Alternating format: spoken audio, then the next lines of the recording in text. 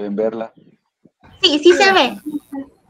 Vale, perfecto. Vamos a comenzar entonces el tema de este día, que es la estructura de la mitocondria. El tema está dividido en dos partes. Uno, ver efectivamente de la estructura de la mitocondria, y la otra, lo relacionado con la cadena transportadora de electrones. Entonces, el tema es bastante, les pido de favor que le pongan mute a su micrófono, y comentarles que Como no, pero cómo se gasta eso por gusto. póngale mute a su micrófono, por favor. Póngale mute a su micrófono. Cualquier pregunta relacionada al tema, por favor, no me levanten la mano porque no puedo verlo. Solamente interrúmpanme y me dicen, por favor, para poder explicar si hay alguna pregunta relacionada al tema, ¿verdad? Bien, entonces, como les decía, el tema es amplio, por eso está dividido en dos clases. La clase 16 y la clase 17 está relacionada con la parte directamente de la cadena transportadora de electrones.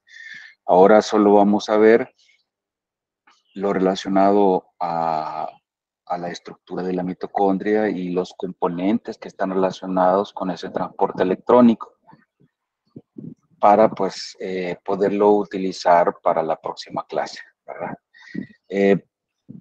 Ven ustedes acá dos figuras. Una es una estructura tridimensional creada por computadora, información dada pues por los diferentes tipos de micrografías electrónicas confocales que se obtienen de la mitocondria. Se puede ver una estructura cilíndrica, ¿verdad? Ya lo vamos a ver más definido con una microscopía confocal más adelante también, y se puede ver como doble membrana, ¿verdad? Una doble membrana, una de ellas con invaginaciones y una de ellas en una forma lisa, ¿verdad? Entonces, esta es la estructura. Ven estas protuberancias que ustedes pueden ver acá en azul, son la ATP sintasa, que es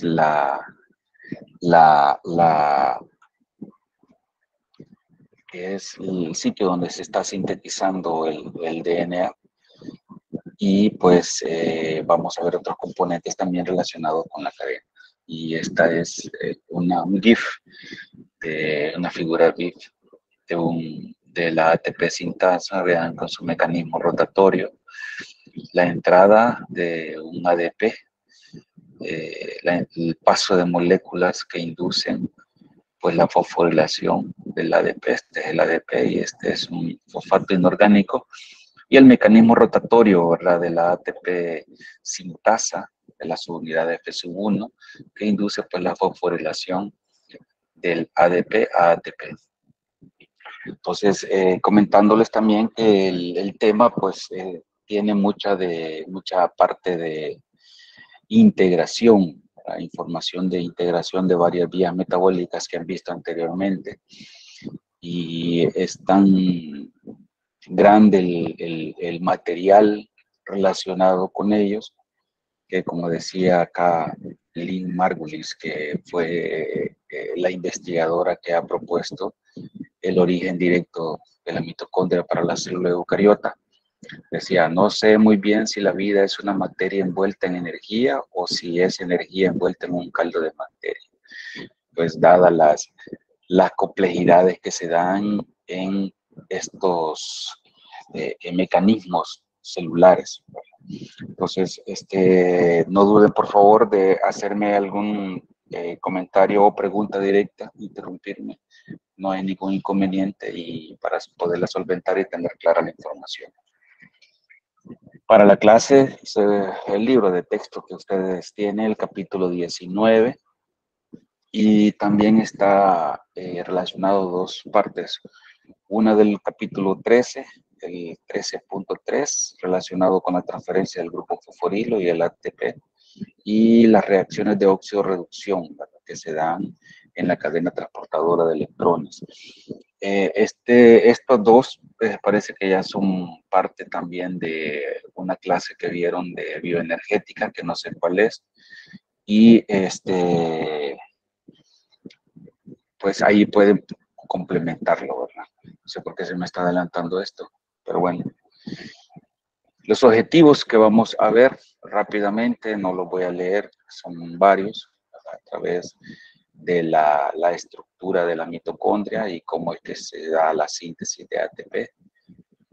Vamos a interpretar que la respiración celular, que es todo el mecanismo del catabolismo de las biomoléculas, combustibles metabólicos que conducen a la síntesis de ATP, como es que se está dando para la liberación de equivalentes de reducción que van directamente hacia el sector final, que es el oxígeno.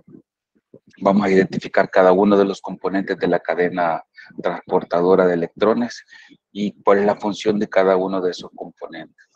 Cuántos ATP se producen a través del paso de electrones por cada uno de estos transportadores, de estos complejos grandes multienzimáticos, ¿verdad? Y la adaptación que puede haber a través del ciclo Q, que es el transporte de electrones desde dos electrones y dos protones hacia un electrón y un protón, que se da entre los complejos 3 y 4, los complejos multienzimáticos de la cadena transportadora de electrones. Vamos a conocer cuál es la teoría quimiosmótica de Peter Mitchell que conlleva la síntesis de ATP, cuáles son las moléculas que inhiben el paso de estos electrones, cómo se va a regular todo el flujo de paso de electrones para la síntesis de ATP, cómo es que está funcionando la mitocondria para algunas actividades celulares, como el caso de calor y apoptosis, y las alteraciones que pueden haber en el genoma mitocondrial que van a conllevar a alteración de su funcionamiento y que eso va a estar relacionado con aspectos, ¿verdad?, de enfermedades. Bien, entrando en materia y tener claro cómo hacer un background inicial antes de esto. La respiración celular consiste en el movimiento de combustibles y su oxidación inicialmente en algunos pasos hasta moléculas transportadoras de equivalentes de reducción, que está acá, en forma de NADH y FDH2 para su aceptor final, que es el oxígeno, para formar agua y ATP. Esta fase se está dividiendo en todo el componente de la respiración celular se divide en tres fases. Uno, la producción de acetilcoenzimo A. El segundo es la oxidación de este acetilcoenzimo A, que proviene de la oxidación parcial de estos combustibles metabólicos. Y por último, la síntesis de ATP acoplada al transporte de electrones hacia el oxígeno. Entonces, en el primer estadio se va a ver cómo es que estos combustibles metabólicos, combustibles que se encuentran almacenados como glucosa, ácidos grasos y aminoácidos, se están oxidando parcialmente para producir acetilcoenzimo A y estos equivalentes de reducción, los cuales en el ciclo de Krebs ya forma parte del estadio 2 de la respiración celular. Genera incluso más equivalentes de reducción, oxidando completamente el acetilcoenzimo A CO2. Por eso en este estadio 1 se habla de una oxidación parcial, porque el ciclo de los ácidos tricarboxílicos los oxida completamente a CO2. ¿Verdad? Entonces, cuando los oxida, pues se extrae toda la energía que estos combustibles tienen para la generación de transportadores electrónicos reducidos, NADH y FDH2, y que llegan a la mitocondria, los cuales, pues, a través de aceptores de estos electrones y dadores de electrones, al final conllevan estos electrones hacia el oxígeno, lo que genera con este paso de electrones directamente al oxígeno es generar una diferencia de potencial electroquímico en dos compartimentos específicos de la mitocondria que conducen a la síntesis de ATP, ¿verdad? Entonces los productos al final de esta parte sería el agua, el ATP y CO2, ¿verdad? Que este es los productos finales de la oxidación completa de los combustibles metabólicos. La finalidad que hay acá es la síntesis de ATP. Entonces, otra forma de ver cómo es que se están interviniendo la entrada y salida de diversos intermediarios que participan en la respiración celular en el ciclo de Krebs. Ustedes ya vieron en la clase anterior que el ciclo de Krebs era un ciclo anfibólico, es decir, hay reacciones catabólicas y hay reacciones anabólicas, no solo participa en el catabolismo, sino que también muchas reacciones anabólicas. Entonces vemos la entrada de los esqueletos carbonados, de los aminoácidos, también de los ácidos grasos y de la glucosa, ¿verdad? Cuyo centro es el acetilcoenzimo A, siguiendo la vía catabólica, si lo queremos ver, y la generación de diversos intermediarios a través del movimiento de estos carbonos que vienen de estos combustibles metabólicos para la generación de NADH y FDH2. También, pues, puede verse que esqueletos de los aminoácidos pueden entrar dentro de los distintos intermediarios metabólicos del ciclo, principalmente por dos alfa-cetoácidos, que son los aminoácidos, el oxaloacetato y el alfa-cetoglutarato. También hay salida de estos intermediarios que los utilizan como un recurso de carbono para la síntesis, en este caso de ácidos grasos, o la síntesis también de esqueletos carbonados de los aminoácidos o de otros componentes también. ¿Verdad? Entonces, esta es la forma como es que está interviniendo el ciclo de Krebs para mantener la velocidad de la generación de NADH y FDH2, que son coenzimas transportadores de estos equivalentes de reducción con la finalidad de la síntesis de ATP. Viendo un poco más detallado el aspecto del transporte, si este es el ciclo de Krebs que hemos estado viendo anteriormente, la generación de estos transportadores electrónicos, el NADH y el FDH2, suplementan la velocidad de la cadena transportadora de electrones, ¿verdad? Entonces, cada uno de ellos tiene un sitio de entrada en un sitio determinado de la cadena donde liberan los equivalentes de reducción, los cuales, ¿verdad?, fluyen directamente hacia el oxígeno, ¿verdad?, para al final obtener agua.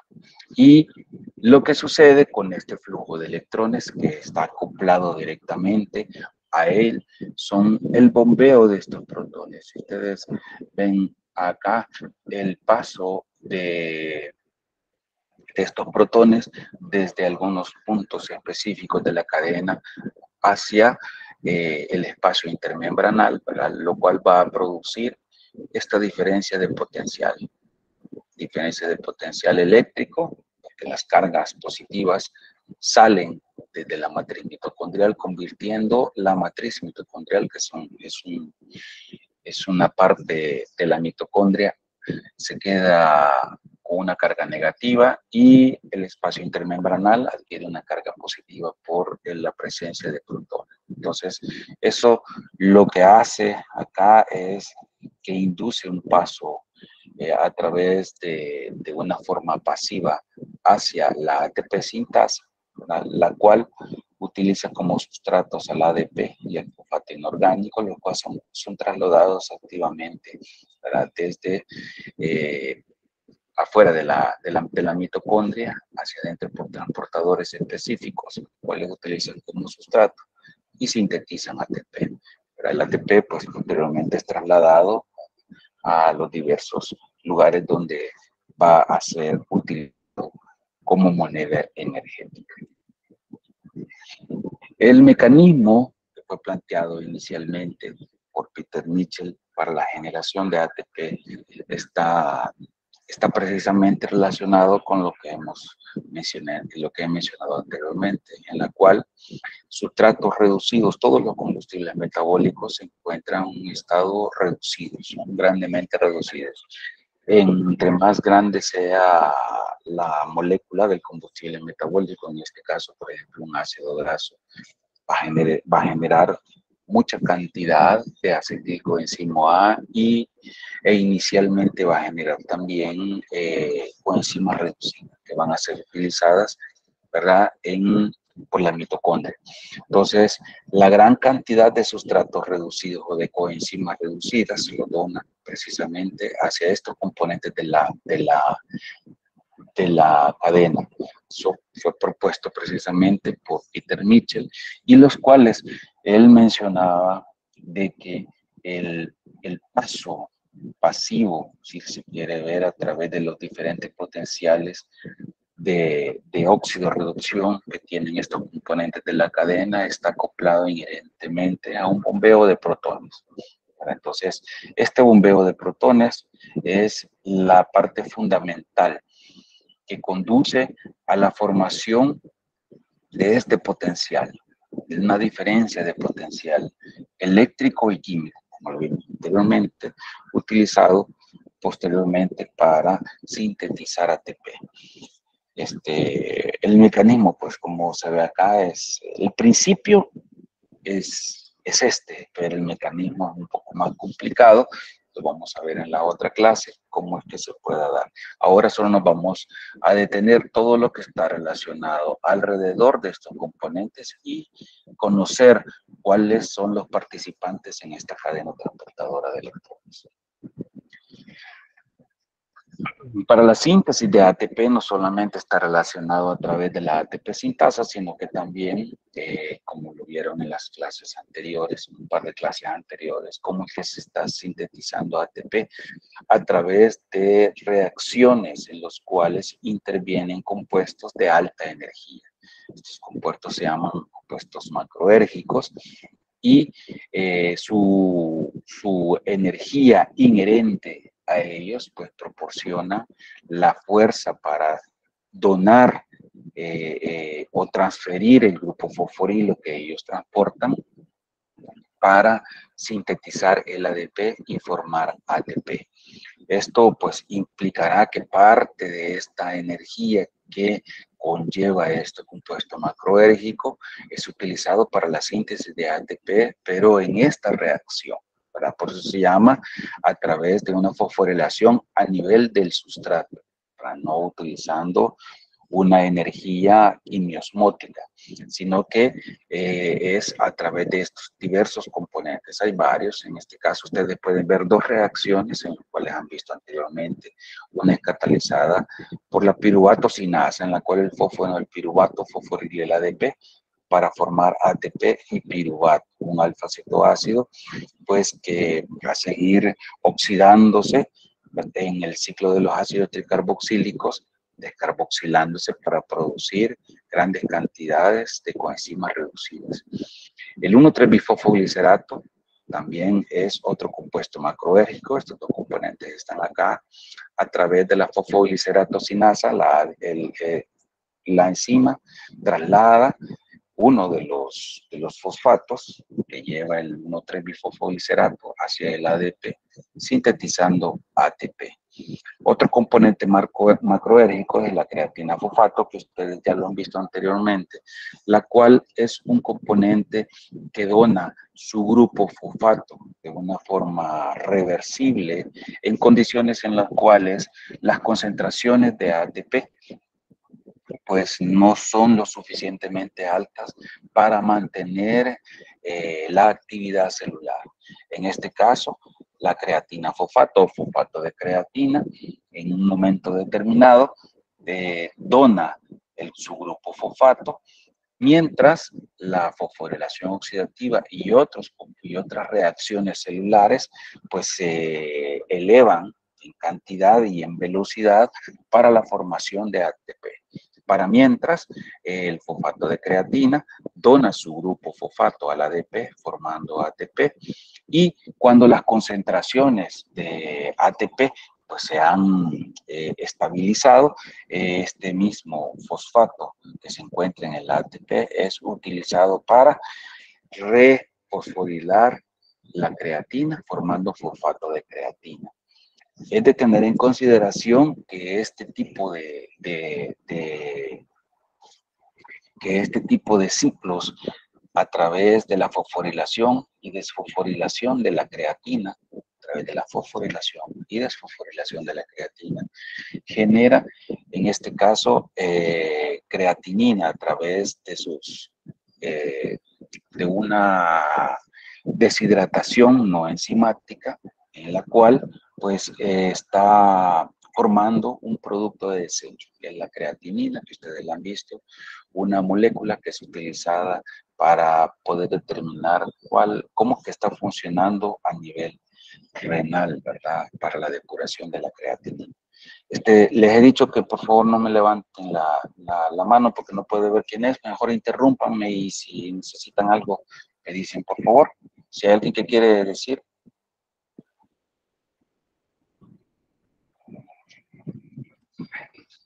Sí, amor. Bien, entonces en este caso podemos ver cómo que pueden clasificarse esos compuestos macroéricos según su delta G' sub 0, que es la liberación, la hidrólisis, ¿verdad? De su grupo fosfato, cuánta energía está liberando. Se toma como una forma medio arbitraria decir que estos dos componentes fosforilados, que no todos los componentes fosforilados forman compuestos macroéricos, sino que va a depender de su delta G, su delta G' sub 0 de hidrólisis del enlace fosfoanhídrico que se encuentra en su grupo fosforilo para ser transferible. Este grupo fosforilo pues tiene un gran potencial de transferencia y que su hidrólisis pues está liberando una gran cantidad de energía. En este caso se ha determinado que para poder dar una clasificación de estos compuestos macroérgicos se utiliza de base 25 kilojoules por mol, que es la medianía, si se quiere ver acá, de la energía liberada por la hidrólisis de este enlace fosfoanhidro y la transferencia de este grupo fosforil. En este caso se puede dividir en dos partes. Arriba de 25 kilojoules por mol de la hidrólisis se le llaman como componentes de alta energía y abajo de esta pues tenemos componentes de baja energía. Si ustedes pueden ver la ubicación del ATP acá que se encuentra en la medianía, prácticamente adyacente a estos 25 kilojoules, el ATP funciona como un receptor de grupo fosforilo. Hay otros componentes que su energía de hidrólisis del enlace fosfoanhidro pues es mayor. Pero en este caso podemos ver acá que la fosfocreatina tendrá tal vez unos 42 kilojoules por mol, el 1,3-bifosfoglicerato que hemos visto anteriormente unos 48 kilojoules por mol y el fosfenol piruvato tendrá unos 64-65 kilojoules por mol. Entonces, para poder ser utilizado este grupo fosforilo, pues entonces el ATP funciona como un receptor inicial para la transferencia de este grupo fosforilo y ya el ATP formado puede transferirlo hacia otros componentes de baja energía reactivándolos. En este caso podría ser que se transfiera a la glucosa formando glucosa C-fosfato o para la síntesis de ácidos grasos, en la cual se activa el glicerol a glicerol trifosfato a partir de ATP, ¿verdad? Entonces, eso pues va a significar de que estos intermediarios pueden entrar a vías metabólicas que van a generar mayor cantidad de ATP y su fosfato inorgánico también va a ser pues posteriormente liberado y utilizado para la formación de más ATP o de otros componentes macrobiológicos, ¿verdad? Lo que se tiene que ver acá es que a través de su hidrólisis del enlace fosfonhidro, de su delta G' sub 0, de su valor de delta G' sub 0, ¿verdad? Se ha utilizado como un adaptador, como una molécula intermedia para poder fosforilar otros componentes de baja energía. ¿Cómo es que se da que el conocimiento de la mitocondria participa en la síntesis de ATP? Ha sido pues un hito histórico del conocimiento de la bioquímica, como que se ha dado este proceso del conocimiento sobre el papel de la mitocondria en la generación de ATP. Desde 1857, desde el siglo XIX, se conoce cómo es que estaban participando las mitocondrias, que inicialmente, pues a través de estudios posteriores, se encontraron componentes determinados de estas mitocondrias que participaban en la cadena transportadora de electrones. Incluso en 1890 se pudo, se tuvieron algunos indicios de que estos eran mitocondrias eran parásitos intracelulares. De hecho, pues no estaba tan descabellada la idea, pero sin embargo se vio el papel que tenía precisamente durante aspectos de la vida de la mitocondria y del papel de la mitocondria que tenía en la célula. Entonces, en 1898 se le dio el nombre de mitocondrias, dado su forma alargada que tenía. En 1912, Imbury propuso que estos mitocondrias funcionaban como la parte respiratoria, es decir, que generaba energía, no respiratoria porque sí utiliza oxígeno, ¿verdad? Pero la parte de la respiración celular precisamente es a través de la oxidación de combustibles metabólicos utilizando el oxígeno como el aceptor final de los electrones. Entonces él propuso de una forma de estudios pues, que estaban iniciales, propuso que la mitocondria era la que realizaba esa respiración celular. En 1925, Kaelin pues, dio un salto cualitativo a esa investigación, descubriendo el papel de los citocromos, ¿verdad? El papel de los citocromos, primero cuáles eran las estructuras y que posteriormente el papel se lo dio otro investigador que vamos a ver más adelante, ¿verdad? Cómo es que estaban interviniendo en esa cadena transportadora de electrones. Adyacentemente a él se encontró cuál era el papel del ATP que se generaba, que era utilizado como una moneda energética a nivel celular y como que se estaba utilizando en la célula. En 1931, el padre de la bioquímica, Otto Warburg, propuso que esos citocromos participaban activamente en el proceso del transporte de electrónico para la utilización del oxígeno como aceptor final de los electrones. Littmann en 1945 descubrió la coenzimo A, el papel de la coenzimo A y cuál es el papel que tenía esta coenzimo A para el proceso de respiración celular y cómo es que se estaba dando este tipo de flujo electrónico. El papel que también tuvo activamente Hans Krebs para poder determinar cómo es que se participaba un ciclo adyacente al movimiento de la coenzimo A para producir coenzimas que estuvieran reducidas y que pues pudieran depositar esos electrones que estaban transportando y mantener activa la cadena transportadora de electrones. Fue en 1948 que dos investigadores, uno de ellos, pues el autor inicial del libro que ustedes tienen de texto, que es Albert Lendinger, y un discípulo de él, que es Eugene Kennedy, en 1948, pues propusieron el papel activo de la mitocondria y cómo estaba participando en el proceso de la respiración celular. De hecho, pues ellos ganaron posteriormente el premio Nobel de Fisiología y Medicina por este papel tan crucial para poder determinar cómo es que estaba participando la mitocondria, dada su estructura.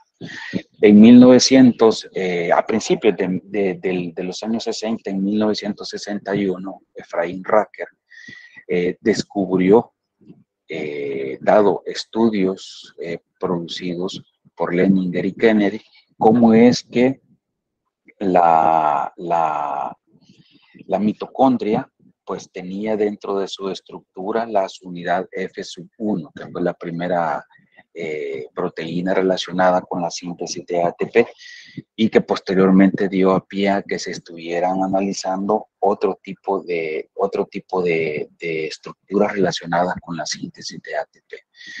Conjuntamente con él, a través de estudios que se dieron a la par de Efraín Racker, pues Peter Mitchell en 1961 propuso el modelo quimiosmótico. De hecho, pues tengo el paper inicial que presentó Peter Mitchell a Nature Reviews para poder presentar que sí la mitocondria que había sido descubierta por Leninger y Kennedy, pues estaba trabajando activamente en el proceso de respiración celular y cómo esta subunidad F1, utilizando el modelo quimiosmótico, pues podía sintetizar ATP. En este caso, pues el modelo propuesto por Peter Mitchell en su paper en 1961, pues proponía precisamente eso, ¿verdad? En la cual la oxidación de combustibles metabólicos producía una gran cantidad de electrones, ¿verdad? Que eran utilizados precisamente para generar esta diferencia de potencial electroquímico. Por eso se llama modelo quimio-osmótico, en la cual química, porque intervienen los protones, y el ósmosis, el paso pasivo que se pueda dar de estos protones para ser utilizados como una fuerza electrón motriz que conduce a la fosforilación del ADP para sintetizar ATP. Eso es el modelo que propuso, ¿verdad? Ya más detalladamente, cómo es que se está dando este proceso de fosforilación oxidativa. Entonces, el paso de estos electrones que son donados por coenzimas reducidas, el NADH y el FADH2, en este caso el paso de la succinato deshidrogenasa, pues conducen a este paso de electrones y conjuntamente, y de hecho, pues él proponía precisamente eso, que ese paso de electrones y el bombeo de protones estaban enlazados. Hizo varios experimentos precisamente para presentar ese modelo quimiosmótico en los cuales ambos procesos no estaban separados de una forma en tiempo, sino que se daban en una forma conjunta, produciendo este bombeo de protones, ¿verdad? Y esos electrones, pues, directamente al oxígeno para reducirlo, ¿verdad? Al final, el papel de esos electrones es impulsar el flujo de protones hacia el espacio intermembranal, ¿verdad? Entonces, lo que va a conllevar a la síntesis de ATP. ¿Hay algún comentario, alguna duda ahorita de esto?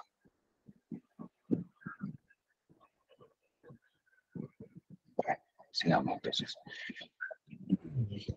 Lynn Margulis, en 1967, ella tenía aproximadamente 29 años cuando propuso una teoría endosimbiótica. Ella estudiaba pues, bacterias y comenzó a estudiar pues, la mitocondria.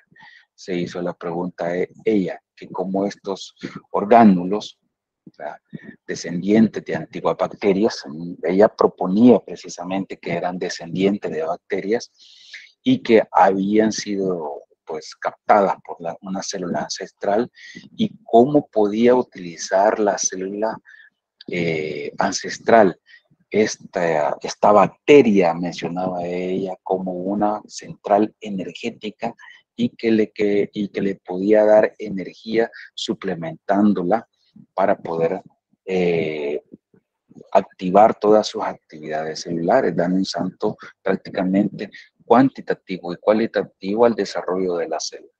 Entonces, en 1967, Lynn Margulis, es una investigadora británica, había mencionado precisamente esto, que incluso en aquel momento, en 1967, las condiciones para el desarrollo de una mujer como una investigadora, pues eran bien difíciles, ¿verdad? En todo el mundo. De hecho, pues uno de la parte dentro de la biografía de Lynn Margulis decía que para proponer esta teoría endosimbiótica había acudido a una cantidad grande de sponsor para que pudieran apoyarle dentro de su investigación y poder publicar su estudio, pero en algunas de ellas, pues prácticamente le cerraron completamente las puertas diciéndole que su trabajo era una basura. Ella mencionaba dentro de esta teoría endosimbiótica que la mitocondria era de origen procariota, bacteriano, y dentro de las diferentes características que tenía la mitocondria estaban que su capacidad de división, la mitocondria se divide de una forma independiente a lo que la célula se divide dictada a través del núcleo celular. O sea, es prácticamente aparte, no es sinérgico precisamente la división celular con la división mitocondrial, son totalmente distintas, ¿verdad? Además, el cromosoma que tiene la mitocondria es circular, al igual que una célula procariota, y tiene secuencias que dictaminan la transcripción de genes dentro de este cromosoma, similares a las dictadas por la división procariota, ¿verdad? Son secuencias procariotas distintas que pueden dictaminar cuándo estos genes se van a activar. De hecho, pues los ribosomas que están participando para la síntesis de proteínas a nivel de la mitocondria son iguales a los procariotas, son ribosomas 70S.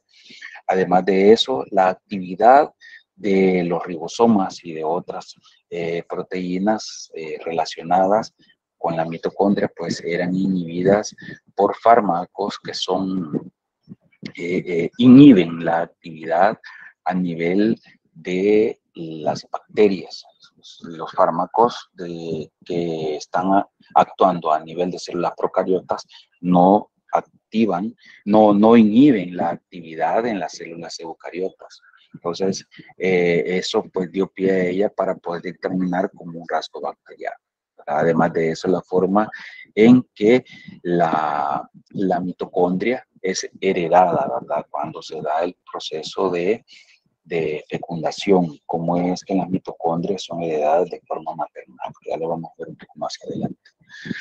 Entonces, dentro de la teoría que ella mencionaba, pues el ambiente anaeróbico en la cual una célula eucariota que todavía no se había diferenciado completamente, pues su forma, pues, su actividad no era desarrollada y fue a través de una relación simbiótica en la cual captó una bacteria aeróbica, la cual pues como ustedes han visto anteriormente en otras materias, pues la bacteria tiene capacidad para producir su propia energía, ¿verdad? Entonces, a través de estas relaciones simbióticas, la célula ancestral captó a la bacteria y pues incluso el ambiente que le proporcionó, pero se llama endosimbiosis porque son ambas, pues a través de interacciones en ambas pueden alcanzar pues, condiciones propicias para ambas, y esto fue tan propicio que la bacteria pues pudo dividirse, ¿verdad? Incluso pues a través de las interacciones endosimbióticas incluso pudieron transferirse genes directamente desde la bacteria hacia, el material genético de la célula eucariota, y esto pues le proporcionó a la célula ancestral pues poderse adaptar para poder ser una verdadera célula eucariota no fotosintética. De hecho, es el mismo principio también para aquellas células fotosintéticas, células vegetales. De eso, por eso Lynn Margulis propuso que esta mitocondria pues tenía un origen procariota. Bien, ¿cómo es que está conformada la mitocondria? Esto es una micrografía electrónica de la mitocondria, en la cual en esta parte de acá se puede ver cómo está conformada por doble membrana. Vean, aquí está una membrana, aquí está la otra membrana. Este espacio que está blanco por acá es el espacio intermembranal. Incluso la membrana mitocondrial interna está conformando grandes invaginaciones, grandes estructuras que se llaman crestas mitocondriales. Generalmente la mitocondria está adyacente al retículo endoplásmico rugoso, y hay una gran cantidad grande de ribosomas de las cuales puede obtener las proteínas necesarias para poder sobrevivir, ya que ellas como tal, ella sola no puede hacerlo, no puede generar esas proteínas, ¿verdad? Entonces, esta es una estructura en una micrografía electrónica de esta mitocondria, y que pues se ha podido ver a través de estudios actuales cómo es que está conformada. Estos estudios son a través de microscopías focales, en los cuales pues se da una interacción antígeno-anticuerpo, antígenos que tiene la mitocondria y anticuerpos que son formados a través del laboratorio, y que estos anticuerpos llevan cromóforos, es decir, que son moléculas que a través de la excitación con distintas luces, haces de luces de diversas longitudes de onda, pueden generar fluorescencia. Aquí hay una fluorescencia, esta es una microscopía a través de la técnica 3D Stone, que es una microscopía de reconstrucción óptica estocástica, en la cual se utilizan anticuerpos que pueden unirse a proteínas específicas de la mitocondria y que pueden generar fluorescencia. Dentro de esta fluorescencia puede ser de tres formas: roja, verde y azul. Vamos a ver tres tipos de fluorescencia. Una de ellas es a través de la formación de la unión de aquellas mitocondrias que se encuentran activamente por su potencial de membrana elevado. Entonces, entre mayor sea el potencial que se encuentra en la mitocondria, mayor va a ser la fluorescencia. Esta es una microscopía, una fotografía de la microscopía confocal, en la cual se puede ver las estructuras de las mitocondrias, que puede darse que tenga los tres colores, ¿verdad? Y hay triple técnica de marcaje con fluoróforos, y que pueden dar esa interacción, para ese color azul, verde y el rojo, ¿verdad? El rojo se puede ver acá. Y esta es una microscopía confocal normal, en la cual pues no hay una activación de los fluoróforos, sino que es la ubicación, una técnica normal en la cual se puede ver, al igual que la micrografía electrónica, una parte nada más de doble dimensión. Esta es una estructura tridimensional, en la cual pues se puede alcanzar a ver acá cómo es que está ubicada esta mitocondria. Además de su papel de central energética celular, la mitocondria tiene otros tipos de papeles dentro de la célula, a través de eventos de señalización celular, en los cuales pues la célula puede responder la mitocondria puede responder a señales enviadas por las células y que pues puede conducir a regular también los procesos dentro de esta misma mitocondria y que puede conducir precisamente incluso a la lisis de la mitocondria. Durante el proceso de envejecimiento, pues la pérdida de la actividad mitocondrial pues puede conllevar a que la motilidad muscular pues pueda disminuir grandemente en edad avanzada, en personas con edad avanzada y que puedan tener alterada la mitocondria. Durante el proceso de proliferación celular, la mitocondria genera moléculas que inducen a la célula poderse dividir, puesto que el proceso de división celular utiliza una gran cantidad de energía.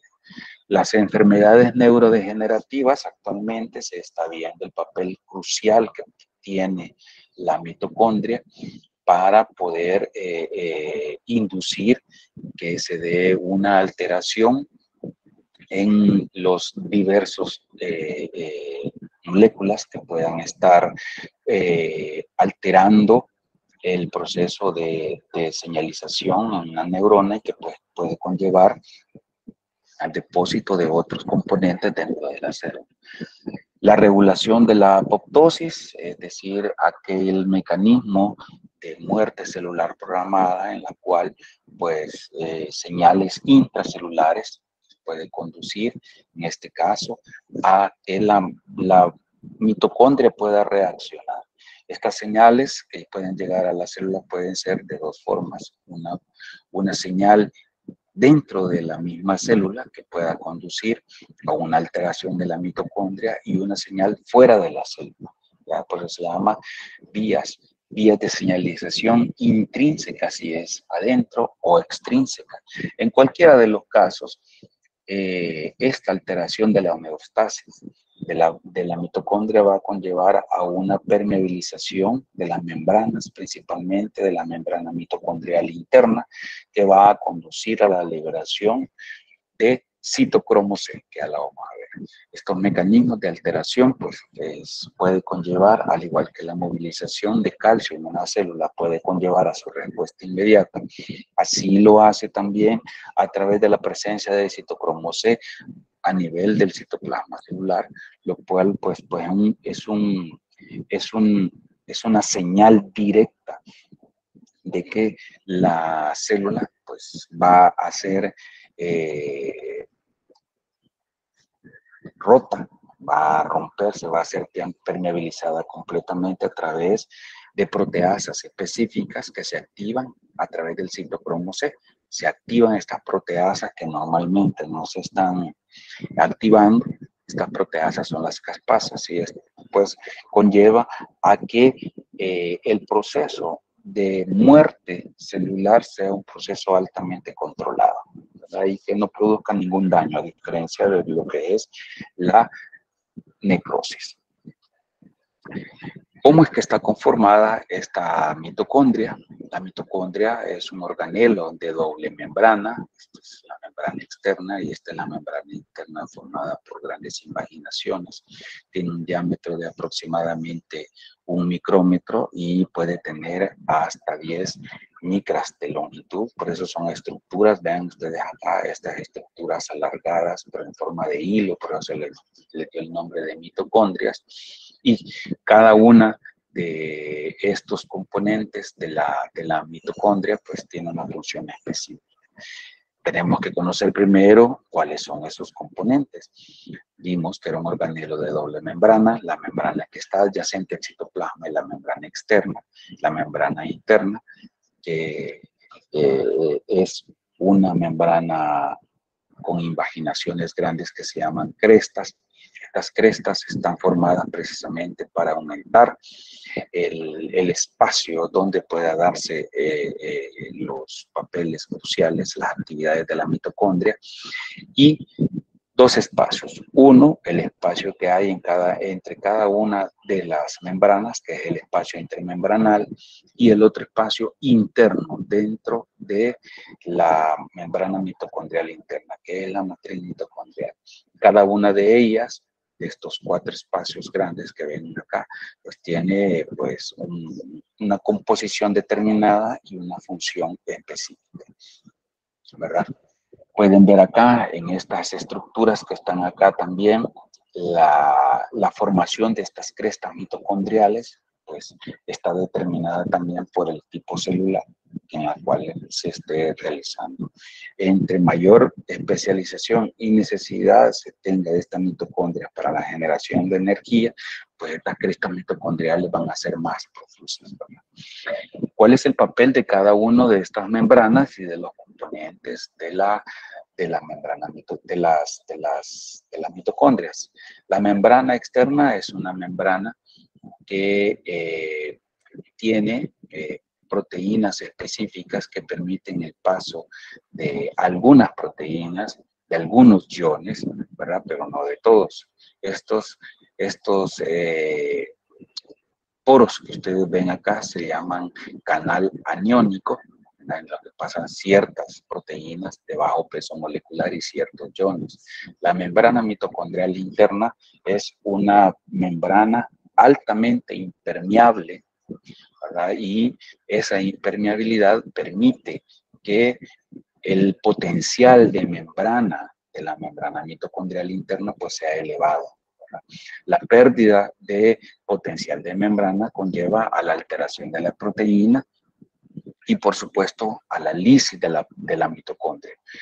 Las actividades que se dan precisamente en esa membrana mitocondrial interna son a la composición que tiene de los componentes de la cadena transportadora de electrones y otras proteínas. No hay una entrada directamente de iones o de otras partículas en la membrana mitocondrial interna, sino es a través de transportadores específicos, ¿verdad? No puede haber un paso, porque si no se pierde el potencial de membrana. Si se pierde el potencial de membrana, se pierde el paso de protones y por lo tanto la síntesis de ATP. Y en la matriz mitocondrial contiene una gran cantidad de enzimas solubles que están relacionadas con las vías catabólicas, ¿verdad? Que ustedes han visto una de ellas anteriormente, el ciclo del ácido cítrico, el ciclo de Krebs y la reacción de conexión entre la vía glucolítica y el ciclo de los ácidos tricarboxílicos, que es el complejo del piruvato deshidrogenasa, y la oxidación de otros combustibles, ¿verdad? Los aminoácidos a través de la oxidación, de la beta-oxidación de los ácidos grasos y de otros componentes que pueda tener relacionado con la actividad de la mitocondria. Bien, en este caso, ¿cómo es que va a estar conformada la membrana mitocondrial externa? El 60% de las proteínas que tiene está dado por este canal aniónico que es dependiente de voltaje. Es trascendental esta proteína BDAC, en la cual pues alteraciones en este componente pues induce a una permeabilización de la membrana mitocondrial y externa, y que pues esto puede inducir un daño a la membrana mitocondrial interna. En algunos libros de texto ustedes van a encontrar que la composición del citosol es igual a la del espacio intermembrana, es decir, al espacio subsecuente que hay entre la membrana mitocondrial externa y la membrana mitocondrial interna. Entonces, de hecho, la composición a nivel de iones y moléculas va a ser igual, pero se ha visto pues a través de estudios específicos de esta proteína que no es así, ¿verdad? El espacio intermembrana tiene pues citocromo C, aunque no está libre, sino que asociado a través de interacciones electrostáticas con las proteínas de la membrana mitocondrial externa. De hecho, de la cara externa de la membrana mitocondrial interna se encuentra el citocromo C. En la membrana mitocondrial interna, a diferencia de la externa, es baja en lípidos y pues por sus transportadores electrónicos para mantener el potencial de membrana, ¿verdad? Es rica en estas proteínas, ¿verdad? Dentro de ellas las cadenas transportadoras de electrones. Y la matriz mitocondrial, pues que son enzimas solubles, y además de eso va a contener, que eso no se los había mencionado, el DNA celular, el material genético de la mitocondria que conlleva a tener su propia información. ¿Cómo es ese DNA mitocondrial? Pues ya lo mencioné anteriormente, es una estructura circular, ¿verdad?, que contiene algunos, no todos, los componentes de la cadena. De hecho, es tan pequeño el DNA mitocondrial, aproximadamente 10.5K de pares de bases, que codifica para 37 genes. 37 genes que tienen algunos componentes de la membrana. Alteraciones dentro de estos componentes de la membrana va a conllevar a problemas grandes médicos, ¿verdad? Esto lo vamos a ver en la otra clase. Por ejemplo, generalmente los problemas que conduce a alteraciones en estas proteínas que están codificadas por el DNA mitocondrial están relacionadas con la utilización de la energía, la deficiencia energética que puedan tener individuos que tengan alteraciones en estas estructuras, ¿verdad?, que son codificadas por el DNA mitocondrial. ¿Verdad? Vamos a ver más adelante algunas enfermedades como LON, MER, que son a través de alteraciones en la utilización de energía, y otras que están relacionadas generalmente con neuropatía. La herencia mitocondrial, pues, es de origen materno, como lo había propuesto Lynn Margulis. ¿Por qué se da de origen materno?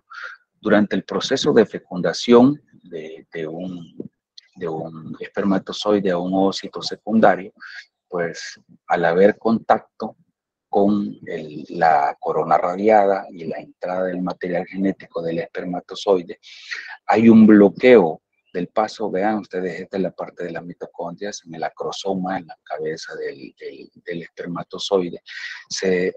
Al haber la entrada de la cabeza hacia el citosol del ovocito secundario, se le da la liberación del material genético que es transportado por este espermatozoide. Pero no pasan mitocondrias de paternos. Las pocas mitocondrias que en un caso determinado pues, pueden pasar, pues son prácticamente hidrolizadas por enzimas hidrolíticas que se encuentran en el citoplasma del ovocito secundario. Entonces, todas las mitocondrias que va a tener el cigoto que se va a originar de este proceso de fecundación son de origen materno. En ese sentido, la herencia va a darse a través de dos partes. Puede que hay dentro de la célula parental, puede que no haya alteración de la mitocondria, y puede que sí haya, ¿verdad?, alguna alteración o mutaciones que se conlleven en algunos de los componentes de la mitocondria. Entonces, en ese sentido, el origen que va a tener y la descendencia que va a tener esa mitocondria puede ser de dos formas, una heteroplasmia y una homoplasmia. Heteroplasmia se habla cuando hay una combinación de la mutación de mitocondrias con normales, como wild type, y mutaciones dentro de estas mitocondrias, alteración de estas mitocondrias, que va a conllevar a que durante el proceso de división celular puede ser que haya una mutación grande, es decir, que la cantidad de mitocondrias que pueda tener la célula pues puede ser grande, y eso conlleve a un fenotipo en la cual pues el individuo tenga bien establecida la enfermedad, pasando por estadios intermedios de esta enfermedad, a que el individuo sea completamente sano. Si hay una presencia tanto de mitocondrias que no tengan daño, es decir, que todas sean normales, estamos hablando de una homoplasma. que es la forma completamente normal o que sea anormal, ¿verdad? Si hay mitocondrias que transporten mutaciones, diversas mutaciones, entonces significa que el organismo pues va a ser inviable y pues puede ser que no alcance ni tan siquiera el proceso de formación. Entonces, estas dos formas de expresión de la herencia mitocondrial pues son de trascendental importancia para aquellos pues organismos que pues van a estar teniendo mutaciones. De hecho, pues mutaciones que están relacionadas con el DNA mitocondrial se considera dentro del conjunto de enfermedades raras. De hecho, en El Salvador, pues no hay un estudio detallado de la frecuencia de esta presencia de estas enfermedades mitocondriales raras, pero que sí las hay, ¿verdad? Lo que pasa es que pues no se lleva ahora un informe completo anual de cuántos nacimientos puede darse de individuos que tengan alteraciones en el DNA mitocondrial. ¿Cómo es que están funcionando todos estos transportadores a nivel de la mitocondria para mantener el flujo de intermediarios metabólicos y que participan durante el proceso de transporte electrónico? Lo que nosotros les hemos mostrado en las clases anteriores es la oxidación de dos partes. Uno, la oxidación de la vía glucolítica. Bueno, el departamento no ha entrado a la clase de degradación de lípidos. Sin embargo, lo importante de la oxidación de estos combustibles metabólicos a través de la vía glucolítica, de la movilización y la beta-oxidación de los ácidos grasos, como del metabolismo de los aminoácidos, es la generación de acetilcoenzimo A, ¿verdad? Y de coenzimas transportadoras. Si ustedes pueden ver, cada uno de ellos tiene transportadores específicos para estos intermediarios que conducen la presencia de acetilcoenzimo A. Un aspecto importante que ustedes tienen que tener claro que el citosol y la matriz mitocondrial son dos espacios totalmente distintos, con concentraciones distintas, y que las coenzimas y transportadores específicos que funcionan en el citosol están a una concentración y en la mitocondria están en otra concentración, pero que no pueden atravesar la membrana mitocondrial interna. O sea, son dos pools diferentes, ¿verdad? Por eso están en una diferente concentración. Entonces, el acetilcoenzimo A, que es producido por la oxidación de estos combustibles, genera gran cantidad de coenzimas reducidas. Vean, aquí hay una parte de la oxidación de los ácidos grasos y la oxidación de los aminoácidos que pueda conllevar a la formación de estas coenzimas reducidas que son utilizadas posteriormente para los componentes de la cadena transportadora de electrones. Vean dónde están ubicados precisamente, utilizando en una posición estratégica, utilizando estas coenzimas reducidas, FAD, NADH, que suplementan a los componentes de la cadena para la síntesis de ATP. Vea, cada uno de estos moléculas transportadoras, ¿verdad? Estos son transportadores específicos para el bombeo de equivalentes de reducción desde el citosol hacia la mitocondria, ¿verdad? Y así hay otros transportadores también. Y si ustedes pueden ver acá, transportadores específicos para mantener el pool de coenzimas en su estado oxidado y que pues pueden captar estos electrones que son absorbidos de estos combustibles metabólicos, ¿verdad? En este paso está el cromosoma circular procariota que tiene la mitocondria, pues, y que está separado tanto espacial como en tiempo del proceso de división de una célula normal. En ese sentido, las formas que pueda darse a través de la captación o la absorción de energía que puede haber de estos combustibles metabólicos para la generación de electrones pueden ser de 4 tipos. Estas formas pueden transportarse por estas coenzimas específicas. Uno directamente como electrones, que lo vamos a ver dentro de la cadena, como átomos de hidrógeno, como iones hidruro. El ion hidruro es un hidrógeno que lleva 2 electrones y un protón, ¿verdad? Y la combinación directa con el oxígeno. Esas son las 4 formas como se transfieren los electrones en la cadena transportadora de electrones. Entonces nosotros durante las clases, ¿verdad? Que viene y bueno, creo que de aquí se va a ver también en las otras posteriores, les van a hablar de equivalentes de reducción. El equivalente de reducción es cualquier electrón que sea transportado por estas coenzimas NAD o FADH, simple, normal, sencillo, y que pues es captado a través de una reacción de óxido-reducción. Y estas pues pueden ser a través de estas 4 formas que les estoy mencionando anteriormente. Los transportadores electrónicos que funcionan dentro de la cadena transportadora de electrones pueden ser de varios tipos. Uno de ellos son transportadores electrónicos derivados de la vitamina niacina, como es la nicotinamida de dinucleótido. Esto se puede encontrar en la parte 13.4 de la bibliografía recomendada y tiene una estructura de un anillo de nicotinamida, un nucleótido, adenina, que está unido por un enlace fosfoamidro. Vean esta forma que dice NAD y NADH. El NAD es la forma oxidada de la coenzima y el NADH es la forma reducida de la coenzima.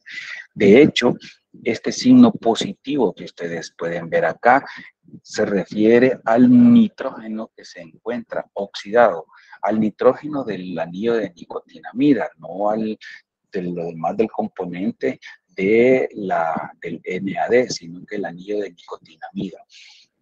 Entonces, para que ustedes puedan ver, el NAD está relacionado íntimamente con el NADP. El NADP tiene un grupo fosfato unido con el grupo oxidrilo en la posición 2 del anillo del nucleótido para formar NADP, en su estado netamente oxidado. Hay pools diferentes, una cantidad determinada de NAD y NADH con respecto a NADP y NADH. El valor de la concentración molar de NAD y NADH es de 10 a la menos 5 y el de NADP y NADPH es de 10 a la menos 6. Por supuesto que para poder determinar en qué momento van a ser utilizados como transportadores electrónicos va a depender de las necesidades energéticas y además de eso, de las necesidades que pueda tener la célula para la síntesis de otras moléculas. El NAD y el NADH se encuentran en reacciones catabólicas. El NADP y el NADPH se encuentran en reacciones anabólicas, ¿verdad? Ambas, pues, pueden tener o transportar electrones y protones. En este caso, el NAD, tanto el NAD como el NADP, transportan 2 electrones y un protón. Vean ustedes acá cómo es que al captar los 2 electrones y el protón, aquí nos vamos a quedar con uno, no 2, porque ya van a ver de dónde va a salir el otro. Es captado por el anillo de nicotinamida, el signo positivo del nitrógeno del anillo de nicotinamida capta los 2 electrones, capta un protón, vean, y se forma como NADH. Y el otro protón queda en solución. Este es un ion hidruro y este es un protón libre. Es decir, que si aquí hay una carga positiva, la posición de los dos electrones le da, estabiliza a neutro, pues la carga del anillo de nicotinamida, y el otro protón va en solución. Por eso es que al inicio se decía el NAD con este signo positivo y el NADH más H. Siempre se decía eso, NADH, y aquí está neutro, más H por el otro protón que va en solución, debido a que el NADH transporta un ion hidruro. La nomenclatura actual llama de que el NADH, pues ya se sabe que va a llevar el protón en solución. Entonces vamos a conocerlo como NA positivo, NADH, conocido normalmente. Ambas conformaciones del NAD y NADH pues tienen distintos picos de absorción de luz que puede conducir a la captación a través de la formación de, si son excitados a diferentes longitudes de onda, ¿verdad? Entonces, otro de los aspectos grandes para poder determinar cuándo es que se van a estar formando estos NAD y NADH es a través de las reacciones de óxido-reducción, en los cuales el sustrato se encuentra reducido y es oxidado a través de estas deshidrogenasas, en general, ¿verdad? Enzimas de óxido-reducción que absorben los protones y los electrones de estos componentes que se encuentran altamente reducidos y los transforman y los transportan directamente hacia estos transportadores electrónicos, reduciéndolos para formar NADH o NADPH, ¿verdad? Es de hacer resaltar que para las condiciones, las reacciones catabólicas, se necesita que el NAD se encuentre en su estado oxidado para formar coenzimas reducidas. En cambio, en reacciones anabólicas se necesita que el NADPH se encuentre en mayor concentración que el NADP, ¿verdad? ¿Por qué? Porque el NADPH pues dona esos electrones y esos protones para la reducción de las moléculas, ¿verdad? Que se van a almacenar y luego se van a movilizar durante el proceso catabólico.